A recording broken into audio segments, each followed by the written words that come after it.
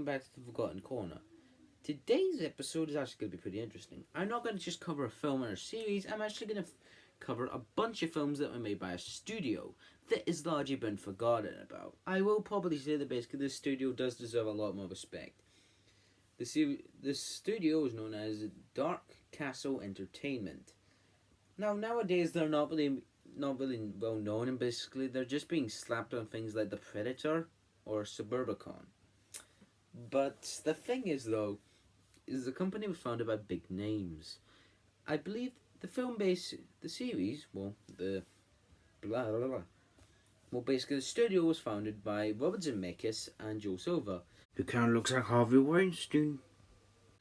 I don't really think Robert Zemeckis doesn't. I don't even think if you ask him what this studio is, he won't even remember it until basically like 6 seconds. Maybe he does have a good memory of it, because I think he just decided after the first few films, he's just decided to fuck off and basically make his own studio. Image Movers that came out, and Image Movers Studio, and we all know how well that turned out. So yeah, basically, this studio is largely forgotten, but I feel actually it's a bit underrated, so I will probably mention some of the films that are good and shit. So let's start off with the first film that Dark Castle ever released.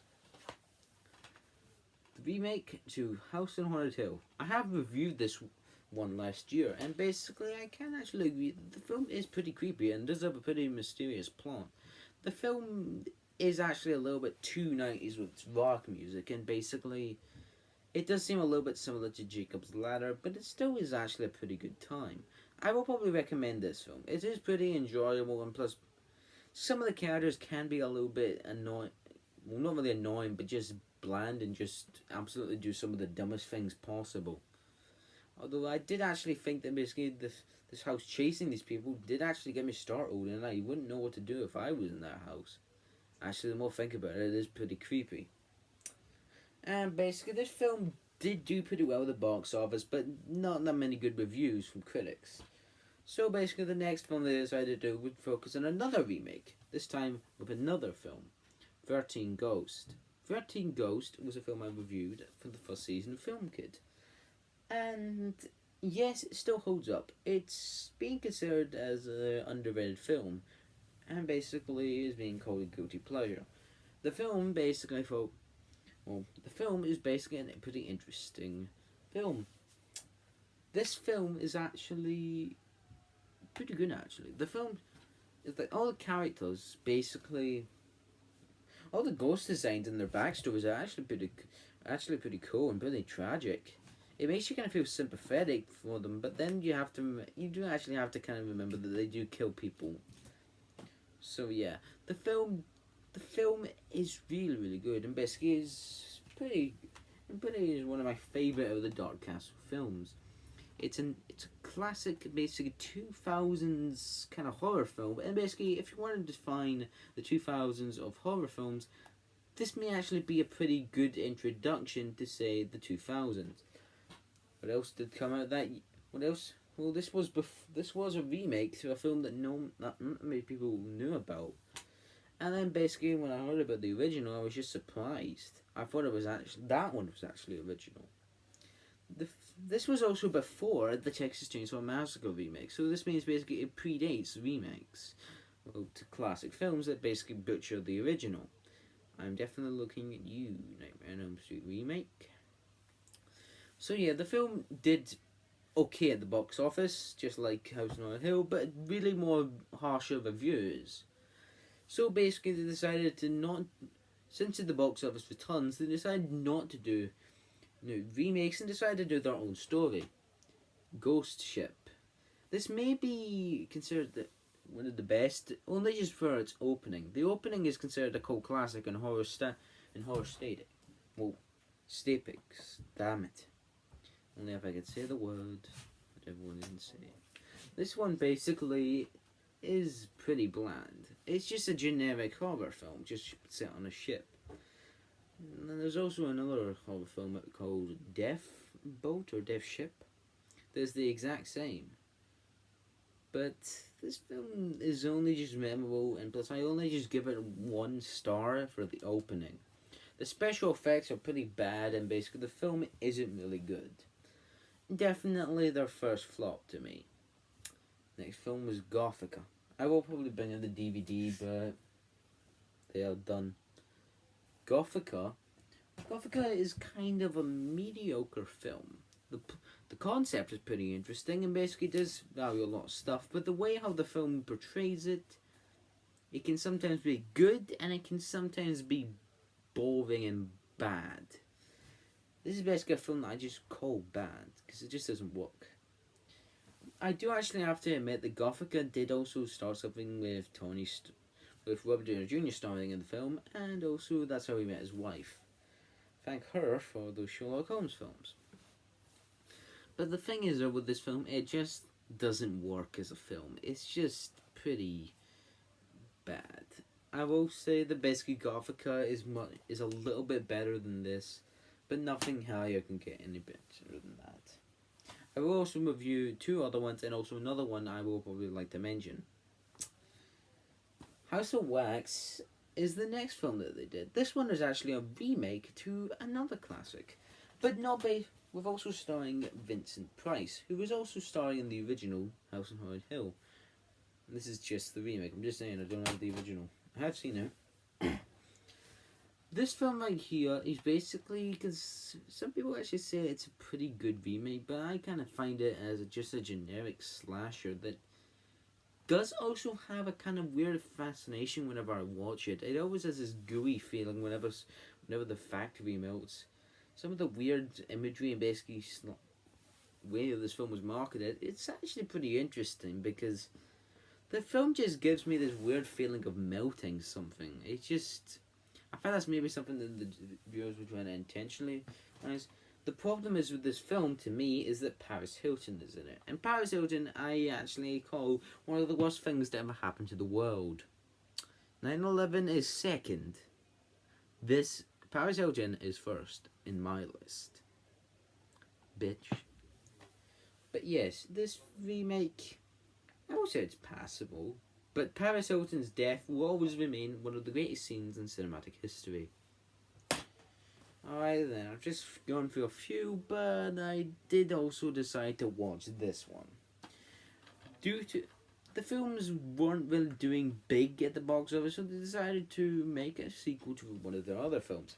But it decided to just go into the Warner Premiere line. The Warner Premiere is also where basically where the studio stacks their DC animated movies and, well, their Scooby-Doo animated movies. So basically so it is kind of weird to see a Warner Brothers film. Actually, hang on, I do know another film that was released by Warner Premiere. It's actually pretty good. I will also probably mention this, but yes, Trick or Treat as well also got released on a Warner Premiere. I want you to just look at that, see if you can, yeah. Here. Warner Premiere is also the company that basically decided to host this. I also know the reason this film was probably shelved. This film is still remembered as a cult classic. The reason it was shelved was because because basically Bryan Singer was involved, and it was also directed by Michael Dougherty, the people behind Superman Returns, which wasn't really a big box office hit for, well, Warner Brothers. And they decided to just shelve the film until basically just release it on DVD. There is also Amusement that I will probably have to talk about, but I do actually think it's a lot more bad than what I'm going to hold up next. By the way, that was not connected to Dark Horse Comics. Not Dark Castle Entertainment. Next thing, we'll return to House on Haunted Hill. This is a poorly directed, non-connection sequel to House on Haunted Hill. One thing I will say is that basically it's a lot more like inventive, but the characters are forgettable. The film speeds up too fast, and basically the film just looks awful. And the CGI, I know this was limited on a small budget, but maybe we could have done something better than that. This film was actually a misfire for the studio, and basically it was just released on DVD because I guess basically test audiences or something just didn't like the film. So yeah, the next film, the Dark Castle Entertainment that would release was called, well, I don't have it on DVD, but it was called The Reaping, which if I actually look it up online, it's considered to be the worst of their films. Well, in the terms of Rotten Tomatoes score, it has gotten the lowest one out of all of them. This film is, I think it's passable. It's, the concept could kind of go somewhere if maybe if you were an atheist or a Christian. Christians are going to probably hate on this movie, and I don't know what atheists are going to think of it.